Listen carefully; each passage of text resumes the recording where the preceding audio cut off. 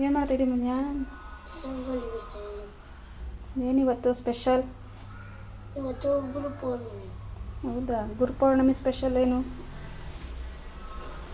ಏನಿಲ್ಲ. ಹಾಂ, ಏನಿಲ್ಲ. ಏನೇನು ಇಲ್ಲ. ಗುರುಪೌರ್ಣಮಿ ಅಂದರೆ ಏನು?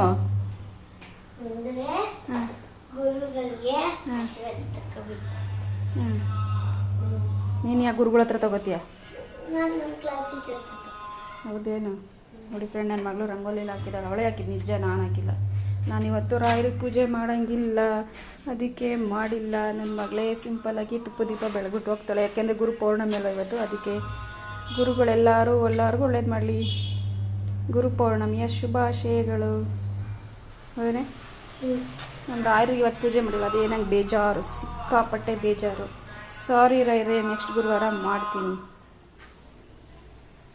ಅದಕ್ಕೆ ನಮ್ಮ ಗಿಡದಲ್ಲಿ ಅದಕ್ಕೆ ನಮ್ಮ ಗಿಡದಲ್ಲಿ ತುಳಸಿ ಕಿತ್ತಿ ರಾಯರಿಗೆ ಇಟ್ಟು ನನ್ನ ಮಗಳು ದೀಪ ಹಚ್ತಾ ಇದ್ದಾಳೆ. ತುಪ್ಪದ ಬತ್ತಿ ಹಚ್ಬಿಟ್ಟು ಸ್ಕೂಲ್ಗೆ ಹೋಗ್ತಾಳೆ.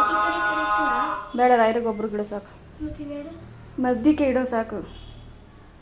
ಒಂದು ಮಳೆ ಮಲ್ಲಿಗೆ ತಗೊಂಡೋಗಿ ನಿಮ್ಮ ಮ್ಯಾಮ್ ಕೊಟ್ಟು ಮ್ಯಾಮ್ ಕಾಲು ಬಿದ್ದು ಆಶೀರ್ವಾದ ತಗೋ, ಆಯ್ತಾ? ಅವ್ರ ಮ್ಯಾಮ್ದು ಇವತ್ತು ಬರ್ತಡೇ ಅಂತೆ.